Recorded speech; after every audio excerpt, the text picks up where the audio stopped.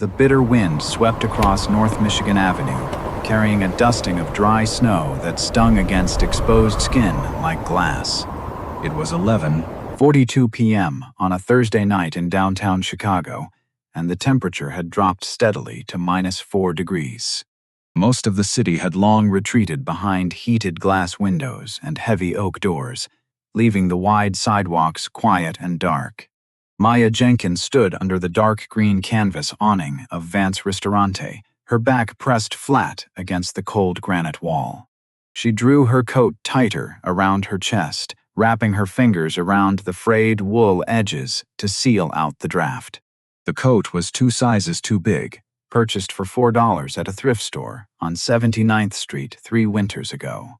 It had a missing bottom button, which she had carefully replaced with a heavy-duty copper safety pin. Her hands were raw and red from 8 hours of wiping down polished brass fixtures and scrubbing cold marble floors. Beside her, on the cold pavement, rested her worn canvas tote bag, its straps reinforced with tight rows of black thread she had hand-sewn herself in the kitchen mirror. Inside that bag lay the quiet ledger of her entire existence, arranged with painful mathematical precision. There were 2 crumpled pay stubs from her night-cleaning job, totaling exactly $412.30 for 29.5 hours of work. There was an overdue notice from Cook County Health for $12,418.50, the remaining debt from her mother's spinal surgery 2 years prior. Tucked into the side pocket sat a small, flattened cardboard cereal box with a torn top corner, completely empty. Maya held that empty box against her thigh, her thumb pressing into the cardboard fold until her knuckle turned white. It was not trash. It was her reminder of the breakfast her 6-year-old daughter, Chloe, had finished that morning before school. Maya did not look at the luxury sedans gliding past on the wet asphalt, their red taillights bleeding into the freezing fog. She did not look through the tall arched glass windows behind her, where crystal chandeliers cast a warm golden light over linen-covered tables and silver ice buckets. She kept her eyes fixed straight ahead on the metal pole of the bus stop 75 feet down the sidewalk. The Route 147 bus was scheduled to arrive at 12:15 a.m., 43 minutes after her shift at the office tower ended. Walking to the central station would save her $1.25 in transit fares. But her knees were throbbing from the concrete floors. She had learned long ago how to measure time in physical pain rather than minutes. Survival was simply a matter of enduring the current sentence until the next one began. She stood completely still. 50 feet above the sidewalk, behind the darkened glass of a private third-floor office, Julian Vance looked down at the street below. At 58 years old, his hair was silver at the temples, cut sharp and clean above a jawline that had grown hard through 4 decades of corporate warfare. He wore a bespoke charcoal wool vest over a crisp white cotton shirt, the sleeves rolled up to his forearms to reveal thick wrists, and a gold wristwatch he rarely checked. His desk was made of reclaimed mahogany from an old Midwestern bank, covered in blue-line architectural schematics for a $200 million waterfront development in West Loop. His assistant had left at 8 p.m., his driver was waiting in the heated underground garage. And his phone showed 14 unread messages from board members in New York. Yet Julian did not move toward the elevator. His eyes were locked on the woman, standing beneath the green canvas awning on the street corner. He had noticed her 20 minutes ago, when the restaurant staff closed the main dining room doors and extinguished the outer lanterns. She had not tried to step inside the warm foyer to ask for a glass of water or a leftover bread roll. She had not sat down on the decorative stone ledge, even though her posture showed the heavy, sagging alignment of severe physical fatigue. She simply stood erect, her worn winter boots planted 3 inches apart on the frozen stone, her head held up against the biting lake wind. There was an unmistakable discipline in her stillness a quiet refusal to yield to the weather or the late hour. Julian recognized that stance. He had lived in it. He stepped closer to the double-pane glass, his breath creating a faint circle of condensation on the cool window. From this height, he could see the small brown cardboard object she held so tightly against her coat pocket. It was a cheap brand of oat cereal, the kind sold in bulk at discount grocery stores on the south side for $2.19 a box. A sudden sharp memory struck Julian directly behind his sternum, cold and heavy as lead. November of 1978, in a drafty two-room apartment on West 63rd Street in Memphis, Tennessee. He was 10 years old, sitting on an overturned plastic crate, watching his mother try to smooth out a flattened cereal box just like that one. She had worked 16 hours that day across 2 laundry facilities and an office building downtown, her hands so swollen she could barely grip a spoon. She had given him the last 3 spoonfuls of powdered milk and grain, pretending she had already eaten her own meal while standing at the stove. She had smiled at him, her dark eyes hollowed by deep purple shadows of exhaustion that no amount of sleep could ever erase. 2 months later, her heart had failed in the hallway of a public clinic while waiting for a $10 prescription she could not afford. Julian had spent the next 44 years building an empire of steel, glass, and prime commercial real estate across 5 states to ensure he would never smell wet wool or cheap disinfectant again. He had amassed a net worth exceeding $1.2 billion. He owned 3 homes, a fleet of corporate vehicles, and a foundation that wrote 7-figure grants to university hospitals.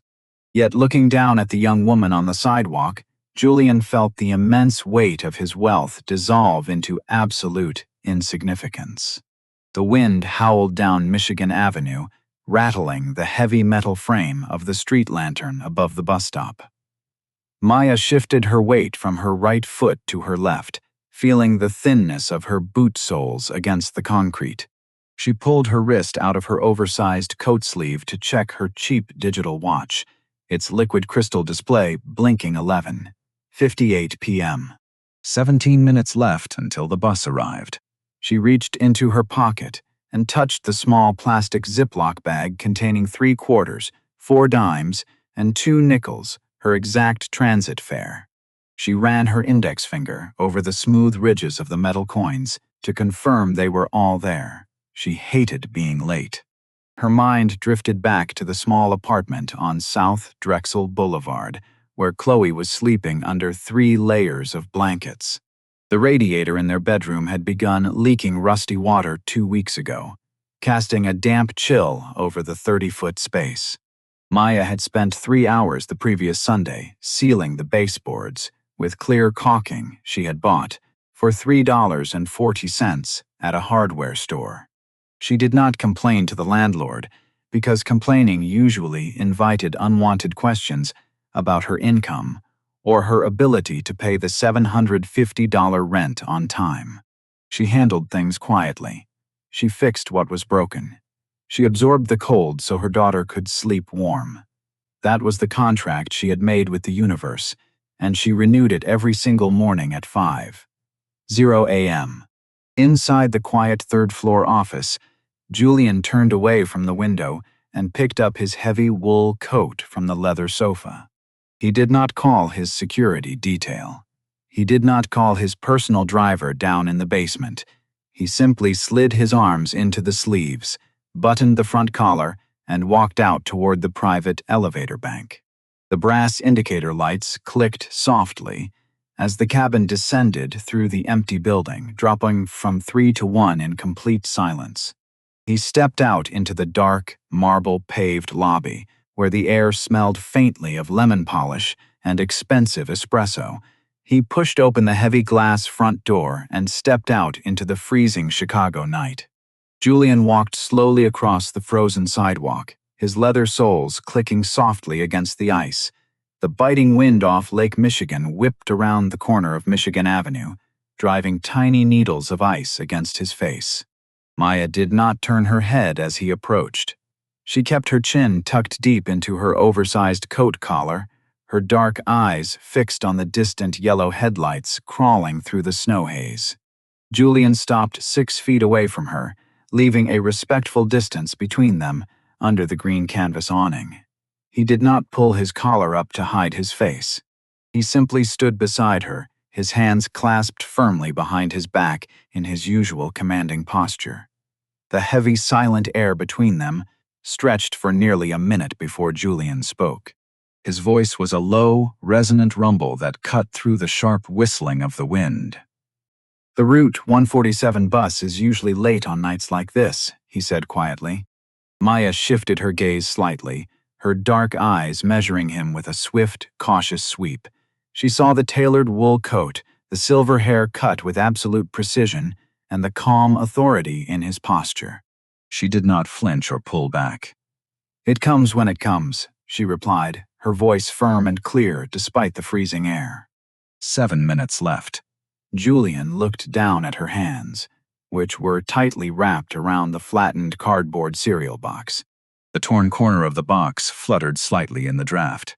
"That looks like a long day you are carrying in that bag," Julian said, his tone neutral, carrying no pity or prying curiosity. Maya tightened her grip on the cardboard fold, her knuckles turning pale against the dark fabric of her coat. "It is just what needs to be carried," she said evenly. "I am not asking for anything, sir." She paused for a moment, her voice dropping an octave, solid as iron. "I am just standing under this awning until 12:15. Julian did not smile, but something shifted behind his gray eyes, a quiet wave of deep respect. "I am not asking you to move," he said softly. "The awning belongs to the building, and the building belongs to anyone who needs shelter from the storm." They stood side by side in silence as the clock on the bank across the street ticked to 12:14 a.m.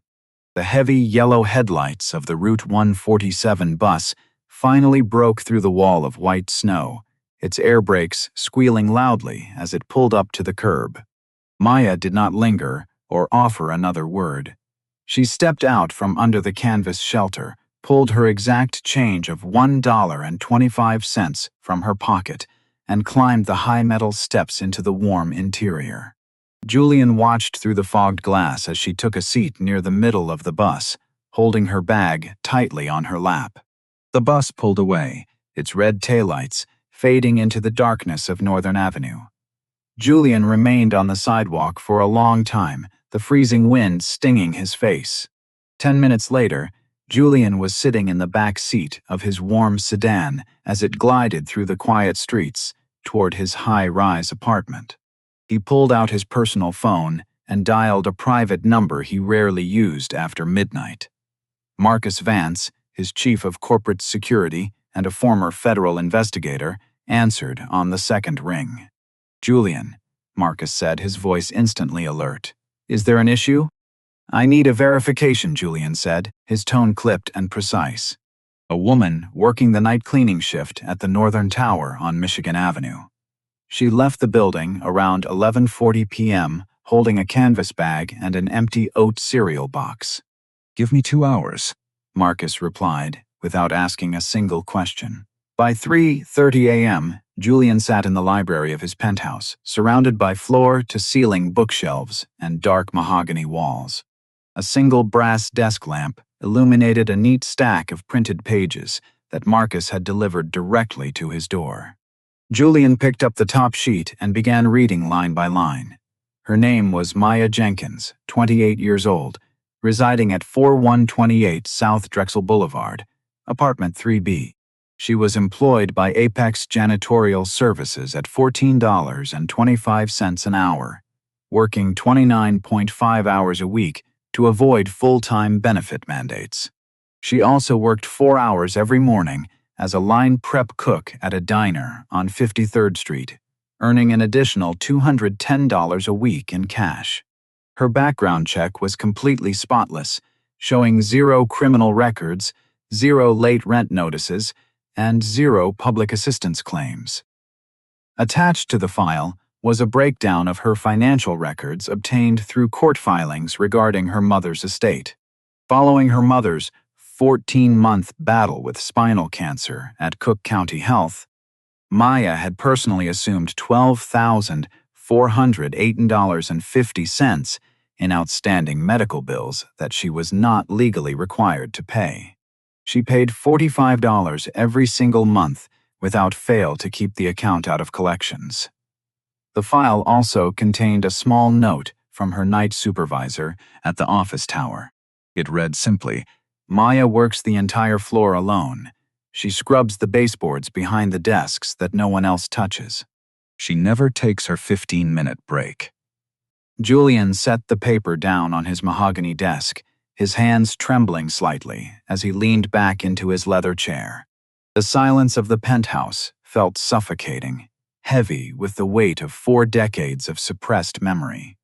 He saw his mother's hands again, raw and cracked from bleach, scrubbing the floorboards of a wealthy family's mansion in Memphis while he sat in the corner reading a school book.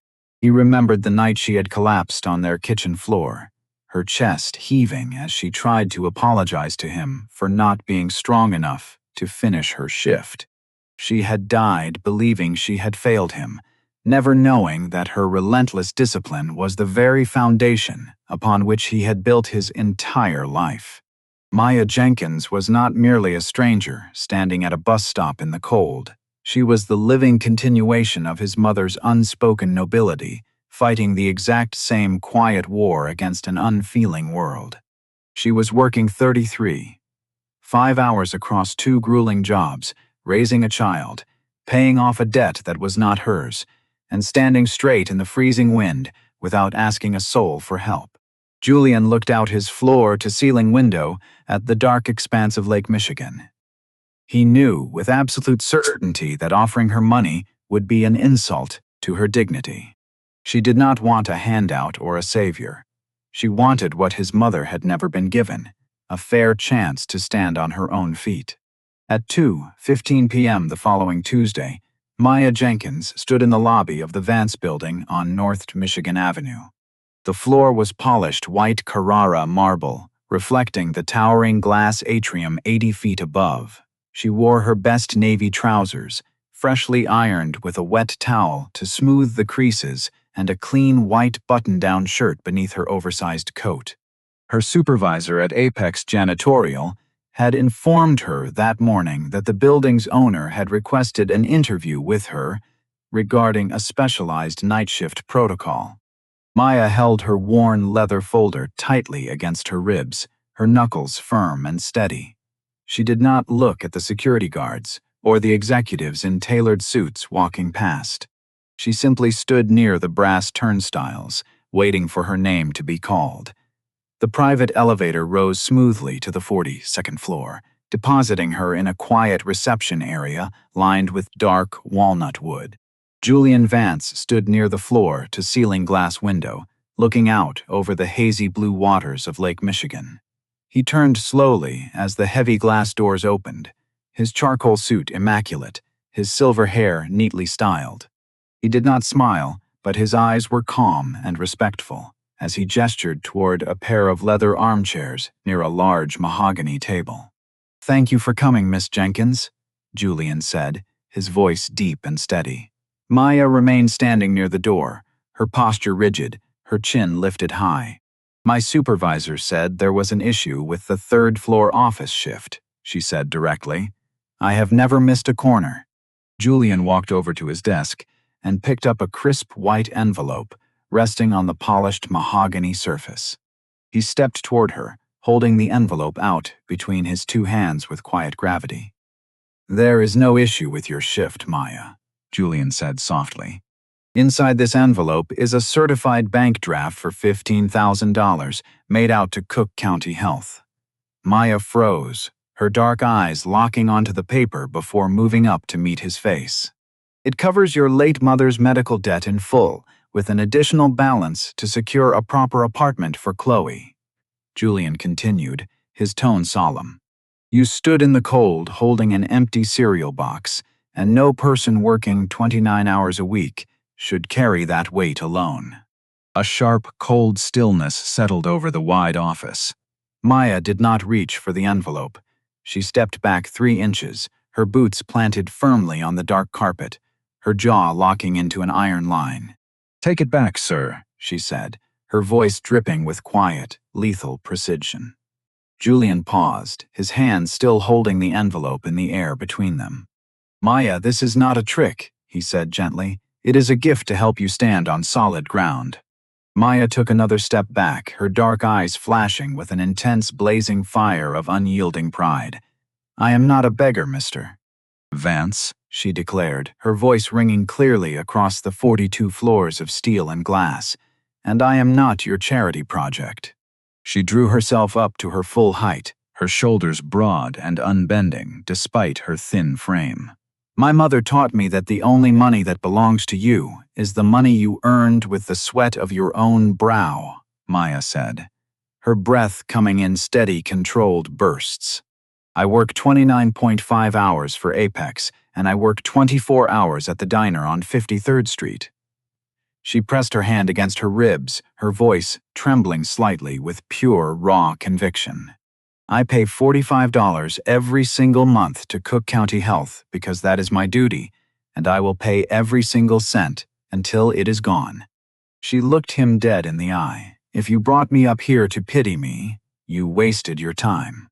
Julian looked at her for a long, silent moment.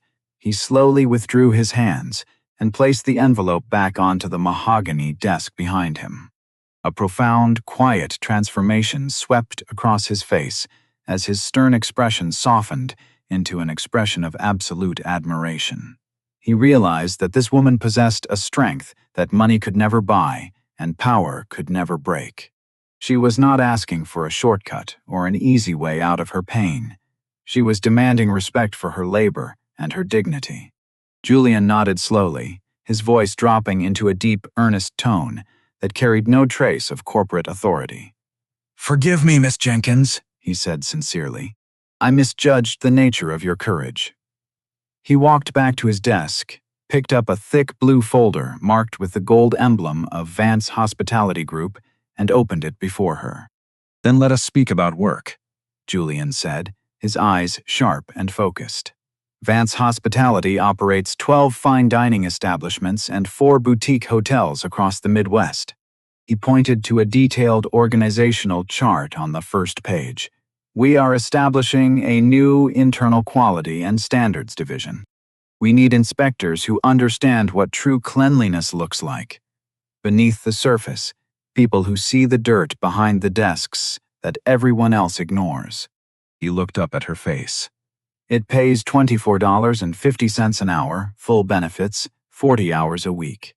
Maya looked down at the blue folder, her brow furrowing as she processed the sudden shift. "What are the requirements?" she asked cautiously, her tone still guarded. 3 months of intensive operational training," Julian answered directly. "You will learn commercial kitchen health codes, inventory management, labor regulations, and structural facility maintenance." He closed the folder and held her gaze. "You will be tested every Friday at 4 p.m. If you fail a single exam, the position is terminated." He stepped back, leaving the folder on the table between them. "This is not a gift, Maya. This is an offer of hard, demanding labor with high expectations. You will earn every single dollar." Maya looked at the blue folder for nearly 20 seconds, her mind calculating the numbers with rapid precision. $24.50 an hour for 40 hours a week meant $3,920 a month. That meant health insurance for Chloe, a 2-bedroom apartment with working radiators, and paying off her mother's medical debt in less than 2 years through her own labor. She looked up at the 58-year-old billionaire standing before her. She saw no condescension in his eyes, only the sharp, demanding expectation of a leader who recognized real value when he saw it. She reached out her hand and picked up the heavy blue folder, her grip firm and resolute. "Where do I report for the first class?" she asked.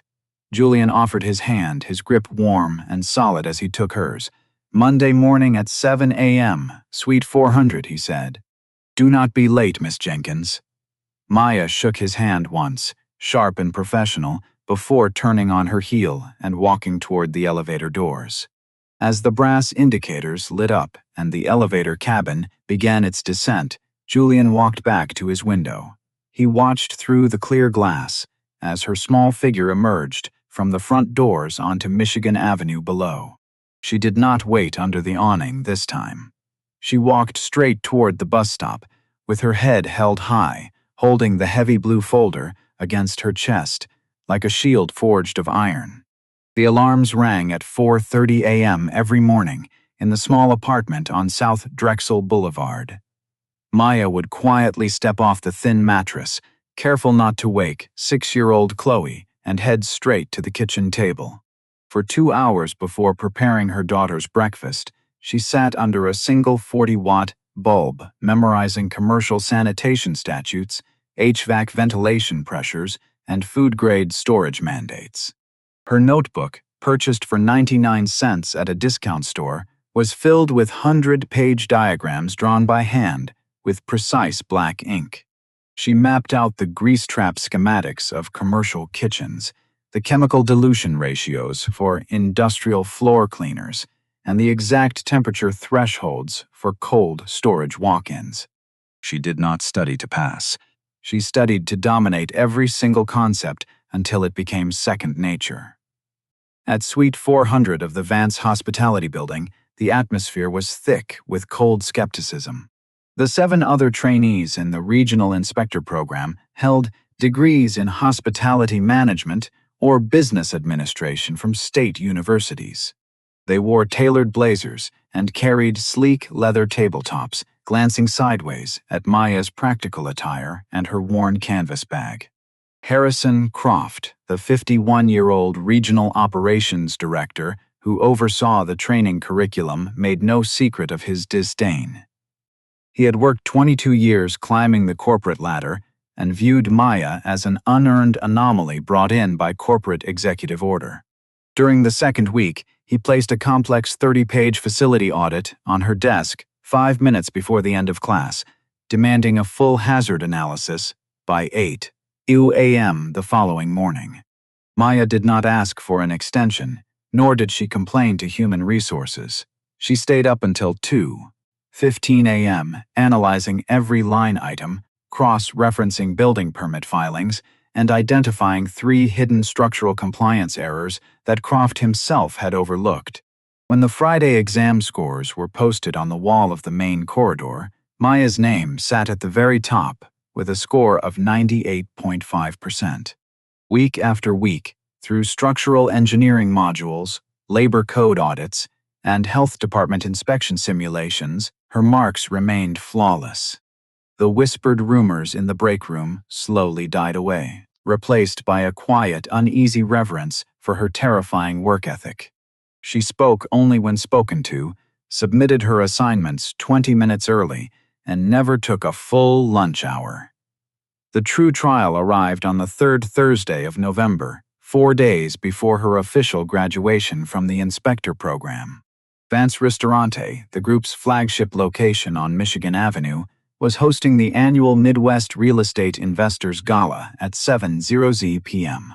Over 200 high-net-worth developers, municipal officials, and international financiers were scheduled to attend an event that anchored Julian Vance's upcoming $200 million West Loop expansion. At 3:45 p.m., disaster struck the primary kitchen. A massive mainline plumbing freeze behind the dishwashing station caused gray water to back up across 40 feet of commercial tile, while a sudden electrical surge shut down the primary walk and refrigeration units housing $60,000 worth of prime-aged beef and seafood. Harrison Croft and the senior management team panicked, standing in the middle of the flooded kitchen in their expensive leather shoes as water rose past the baseboards. "Call the emergency municipal utility crew," Croft shouted, his face flushed red as he pulled at his collar. "They said 4 hours minimum." The head chef screamed back, holding a thermal gauge near the warming meat. "If the temperature rises 3 more degrees, The health department will shut this building down before the first guest walks through the door." Croft looked at his watch, his hands shaking violently as he calculated the catastrophic financial loss and the public humiliation for the firm. "Cancel the event," Croft whispered, his voice cracking. "We have no choice." Maya stepped through the double kitchen doors, holding her heavy blue inspector clipboard, her dark hair pulled back into a tight, pristine bun. She did not look at the panicking managers or the screaming line cooks. She walked straight into the rising water, her heavy work boots splashing against the tile until she reached the main utility access panel behind the dishwashing station. She pulled a heavy steel flashlight from her belt, shined the beam into the dark junction box, and immediately spotted the issue. "The main valve is not frozen," Maya called out, her voice calm, clear, and commanding over the chaos. "The secondary overflow bypass was manually closed during the morning delivery, creating a pressure vacuum." She reached deep into the narrow access pipe, ignoring the greasy, ice-cold water that soaked her coat sleeves up to the elbows.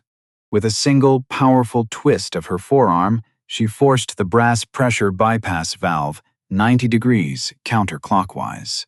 A heavy suction roar echoed through the pipes as 40 gallons of gray water drained out of the kitchen within 70 seconds. She turned immediately toward the refrigeration units, pulling a digital multimeter from her inspector kit. The surge tripped the auxiliary breaker behind the dry storage wall, "Not the main compressor," she said directly to the head chef. She stepped over to the electrical box, reset the secondary 220-volt toggle switch, and watched as the refrigeration digital display hummed back to life, dropping the internal temperature to 34 degrees within 12 minutes. While Croft stood motionless in utter shock, Maya walked over to the receiving dock ledger, resting on the stainless steel prep counter. Her sharp eyes scanned the delivery manifests from the past 3 weeks, matching invoice numbers against physical inventory crates stacked in the corner. She pointed her pen at a line item on the third page. "Your primary supplier billed you for 800 pounds of grade A Atlantic scallops at $42 a pound," Maya said, her voice dropping into an iron tone that silenced the entire kitchen. "These crates are packed with grade B bay scallops valued at $14 a pound, repackaged with fraudulent health inspection seals." She looked Croft straight in the eye. "You have been defrauded of $22,400 over the last 28 days. Harrison Croft swallowed hard, unable to meet her gaze, as the head chef rushed over to inspect the seafood crates, confirming her instant diagnosis with a sharp gasp. Within 90 minutes, Maya had personally supervised the complete sanitation of the kitchen floor, verified the thermal logs of every cooling unit, and restructured the prep station workflow to catch up on lost time. By 6:30 p.m., the kitchen was spotless, running with the quiet, flawless precision of a Swiss clockwork engine. When Julian Vance walked into the main dining room at 6:45 p.m. in his black tuxedo, he found his senior executives standing in line near the kitchen doors, looking exhausted and thoroughly shaken. Julian looked at Croft, his gray eyes narrowing slightly. "Is the facility fully compliant for the gala, Harrison?" Julian asked, his voice steady and cold. Croft stepped forward, his voice trembling as he gestured toward Maya, who stood at the end of the line holding her blue clipboard, her sleeves still damp from the drain water. "Mr. Vance," Croft said quietly, clearing his throat with deep difficulty. "If it were not for Miss Jenkins, this building would be closed by the city and the gala would be canceled. She saved the company over $200,000 in potential damages in less than 2 hours." Julian turned his head slowly to look at Maya.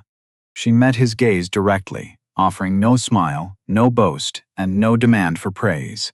She simply adjusted her clipboard and stood at absolute attention. 3 weeks after the night of the investors' gala, the grand auditorium on the 9th floor of the Vance building was filled with warm amber light. Maya Jenkins stood on the raised wooden stage in a tailored dark blue suit, holding her official Senior Lead Inspector Certification certificate.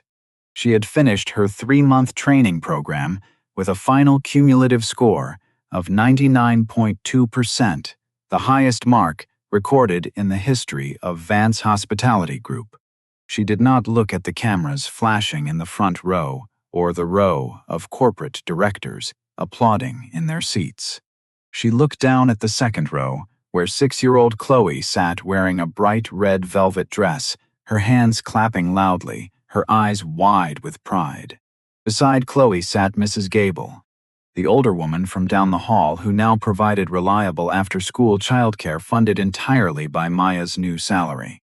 With her promotion to Senior Lead Inspector, Maya was awarded a base salary of $68,500 a year, complete with full medical benefits, dental coverage, and a corporate vehicle allowance. 2 days prior, Maya had walked into the billing office of Cook County Health and handed the clerk a final cashier's check for $642.80, officially clearing the $12,418.50 medical debt that had hung over her life for 24 months. She had paid every single cent with her own money, earned through her own sweat, discipline, and uncompromising labor. They had moved out of the 30-foot studio apartment on South Drexel Boulevard into a bright, newly renovated 2-bedroom apartment on 53rd Street, just 3 blocks from Lake Michigan. The radiator did not leak, the windows were sealed with insulated double-pane glass, and Chloe had her own room painted soft yellow with a sturdy desk near the window. In the corner of Maya's new living room stood an iron bookshelf. On the middle shelf sat her old, worn canvas tote bag, neatly folded beside her handwritten training notebooks and the small, flattened cardboard cereal box with the torn top corner. She did not throw those items away, nor did she hide them in a closet. They remained on display as quiet monuments to the road she had traveled and the dignity she had refused to surrender. Julian Vance stood at the podium on the left side of the stage, watching Maya accept her credentials. At 58 years old, the heavy, constant tightness that had gripped his chest for 4 decades had finally dissolved into a deep, abiding peace. For 44 years, he had been haunted by the ghost of his mother, gucking down on the cold floor of their Memphis apartment, believing that his vast wealth was merely an empty shield against an unforgiving past. But watching Maya stand tall before the company, unbroken and triumphant on her own merits, Julian realized that his mother's legacy was not defined by her suffering. It was defined by the unyielding dignity she had passed down to him, the same nobility that burned so brightly within Maya Jenkins. He had not saved Maya. Maya had allowed him to finally forgive himself. 6 months later, Julian and Maya stood together in the lobby of a newly renovated 3-story brick building on South Michigan Avenue. Above the wide glass front doors, heavy brass lettering spelled out the name, the Bright Canopy Foundation. The foundation was not designed to distribute food boxes or issue direct financial handouts. It was established as a fully funded vocational academy and career incubator for single mothers working low-wage, night-shift labor across Chicago. Every woman enrolled in the 12-month program received a living wage of $22 an hour while undergoing rigorous technical training in facility management, commercial logistics, culinary operations, and corporate compliance. Maya served as the founding director of operations, personally overseeing the curriculum and interviewing every applicant who walked through the front doors. She did not ask them if they were tired, and she did not offer them sympathy. She looked at their hands, listened to their stories, and handed them a blue binder filled with technical schematics and high standards. On the wall of the main entrance lobby hung a large, framed photograph taken 48 years prior in Memphis, Tennessee. It showed an older black woman in a worn cleaning apron, standing straight and proud outside an office building, with her chin lifted high against the morning sun. Beneath the photograph sat a small brass plaque engraved with a simple inscription, dedicated to those who stand tall in the cold, and to the dignity that no storm can ever erase. On a crisp, clear Thursday evening in October, Maya walked out of the bright canopy building at 6:30 p.m. The lake breeze swept down Michigan Avenue, carrying the sharp scent of autumn leaves and cool water. She wore a warm wool coat, buttoned neatly at the collar, holding Chloe's small hand as they walked toward their car parked near the curb. As they reached the corner, Maya stopped for a moment and looked down the street toward the dark green canvas awning of Vance Ristorante 75 feet away. The yellow street lanterns were lit, casting a warm golden glow over the stone sidewalk where she had once stood in the freezing snow with an empty cereal box pressed against her coat pocket. Chloe pulled gently on her hand, looking up with curious dark eyes. "What are you looking at, Mama?" Chloe asked softly. Maya looked down at her daughter, her face softening into a warm, radiant smile that reached all the way to her eyes. She tightened her fingers around Chloe's hand, feeling the solid warmth of her daughter's grip and the clear, bright future stretching out before them both. "I am just looking at where we started, sweetie," Maya said, her voice steady, rich, and filled with absolute peace, "and making sure we remember the way home."